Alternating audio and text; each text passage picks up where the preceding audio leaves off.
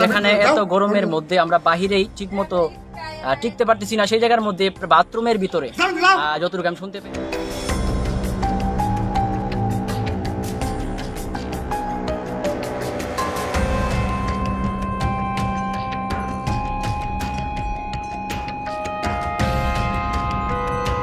আমি একদিন হঠাৎ করে রুমে আসছিলাম, বাসাতে আসছিলাম একটা অনুষ্ঠানে, তখন হঠাৎ করে চোখ দেখা যায় বাইরে করে ফাঁক, ওটা বন্দি রাখছে। আমি কারি সভ্য না।